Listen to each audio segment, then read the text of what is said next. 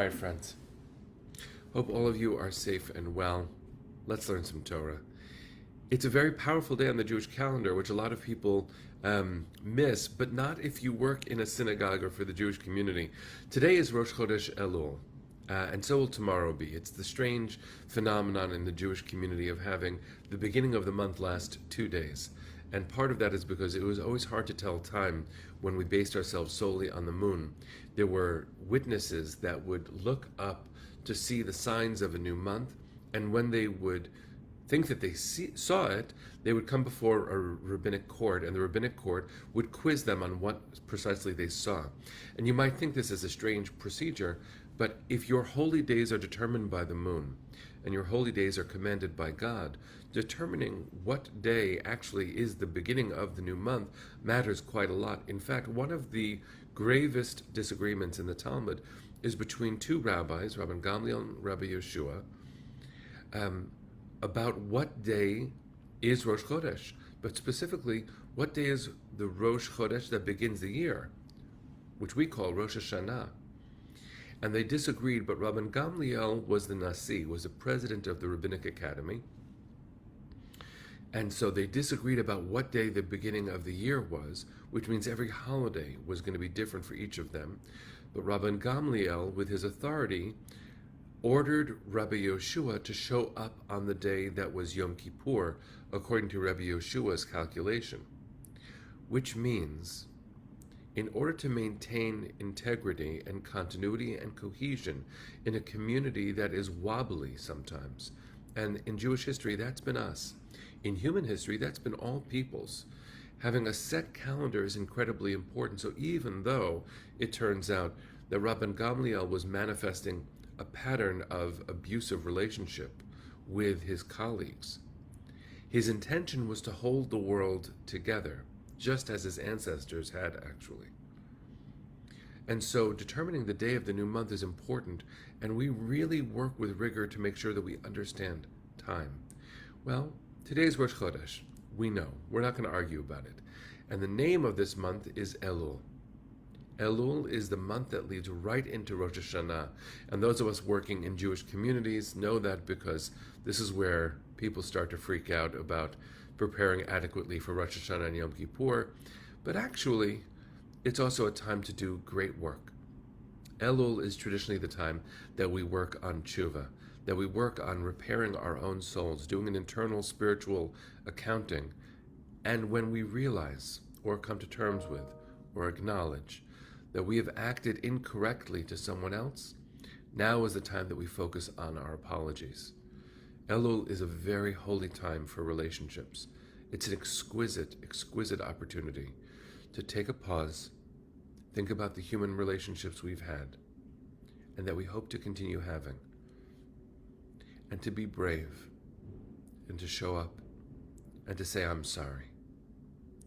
Even the name of the month Elul comes to mean something to the ancient rabbis, even though the names of our months are actually the products of a lot of different cultures colliding. We believe that Elul, the name of this month, is actually an acronym, and it stands for Ani Lidodi Vidodi Li. I am my beloved's, and my beloved's is mine. And it's a beautiful phrase. My parents have it actually on their wedding rings. It's a stunning statement of mutual covenant. Elul is a time for us to think about covenantal living, not only in the human relationships, but also in our own soul's connection to the universe. That means paying attention to the earth itself, paying attention to the spiritual commitments that we believe we're called to have. There are a lot of different ways to be a person with spiritual integrity, and even within the Jewish community, there are so many different authentic expressions. But it's so important for us to say, Arlene, as you said to your husband under the chuppah many years ago, Ani Lidodi Vidodi Li, I am my beloved's, and my beloved's is mine. I certainly feel blessed to have that in my life. I look at my wife and I feel the sense of belonging, and I feel the sense of her sense of that too. It's a mutual covenant.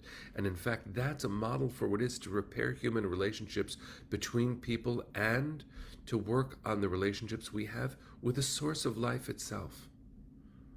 Far be it from me to tell you how to be right with God and the universe. That's not the kind of rabbi I am, because I think deep down, each of us created in the image of God has a unique connection, and therefore the relationship is truly unique between each of us and God. In fact, the Mishnah says this, as opposed to a human artisan who can create coins. All the coins from one mint will look exactly the same, but all of us images of God, we have our own unique imprint of the divine. No two of us, no matter how similar, have the same relationship with God, therefore. So just as I work on my relationship with God on this very special beginning to the month of Elul, so too I hope we all will. And even if we don't use the word God to talk about something greater than self, what an amazing opportunity it is to try to find attunement within our own souls that reaches far beyond. So I wanted to turn to a source, not only the rabbinic sources that I've been sharing, but one that I think we need on this shore, on these shores, in this country, in this moment. There is a tremendous justice writer, a wonderful literary heart and mind that we lost. Bell Hooks, for those who don't know, is an incredibly important voice on the American sort of tapestry of justice workers with heart, literary minds who ache for a better way of being, and who write about it incredibly poetically. I'll just share that this is considered the first volume in Bell Hooks' Love Song to the Nation. And I recommend it very highly. It's called All About Love. And what I'd like to do is read just a little bit of the end of her book. My apologies for those who have not yet read it, that I'm starting with the end. It's not the right way to read a book, actually. But I want to read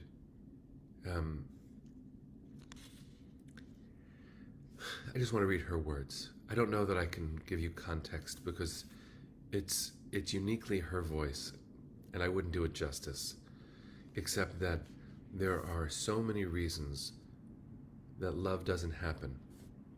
Often it's fear. There are also times where the external circumstances make it very hard to have my own voice so that I can express my love. Sometimes those external voices that should be loving haven't tapped into their own inner work of becoming more attuned to the world once again. And here we are, friends. We're about to begin a new year in 30 days. Now is the time to focus on love. Love between people and love between people and God. So I'm just going to read Bell Hooks because I think hers is the prophetic voice for this. I could not understand how everyone else could be lifted by divine spirit when I felt more and more alone, as though I was falling into an abyss without hope or hope of rescue.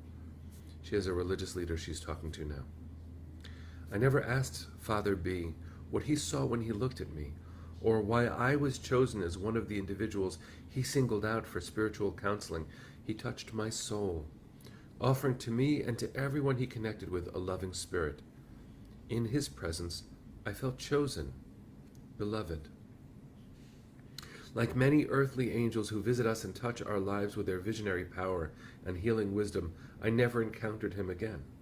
But I have never forgotten his presence, the gifts he offered to me, gifts of love and compassion freely given. The presence of angels, of angelic spirits, reminds us that there is a realm of mystery that cannot be explained by human intellect or will. We all experience this mystery in our daily lives in some ways, however small, whether we see ourselves as spiritual or not.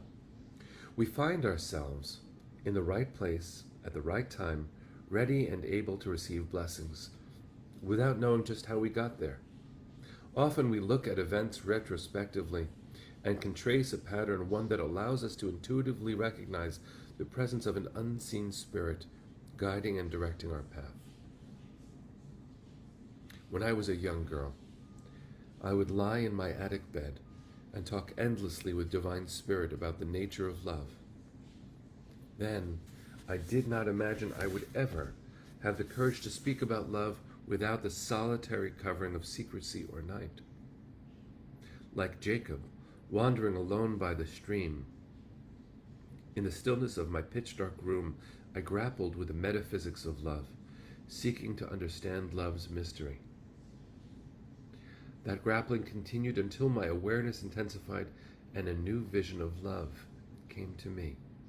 Now I recognize that I was engaged from then until now in a disciplined spiritual practice, opening the heart. It led me to become a devout seeker on love's path, to talk with angels face to face, unafraid. Understanding all the ways fear stands in the way of our knowing love challenges us.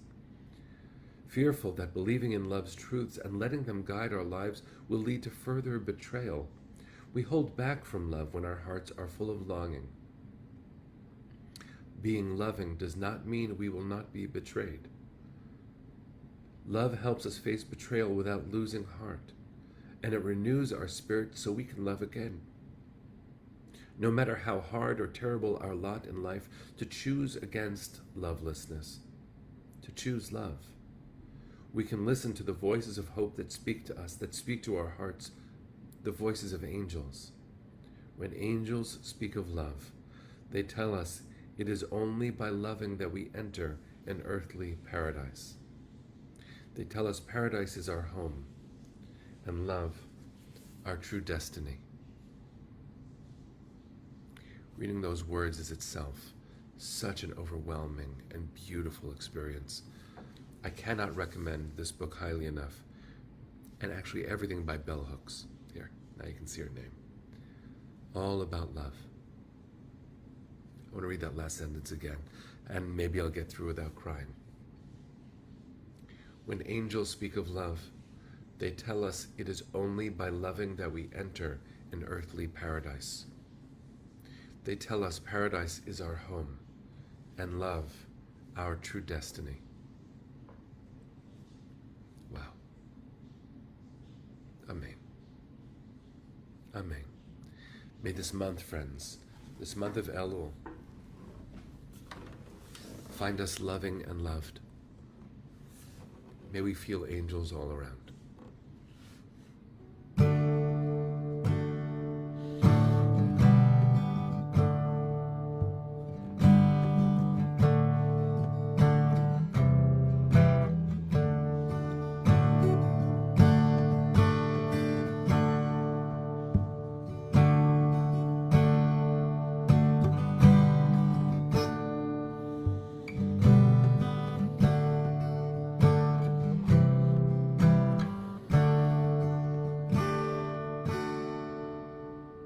Bless you, friends. See you tomorrow. Chodesh Tov, a good month.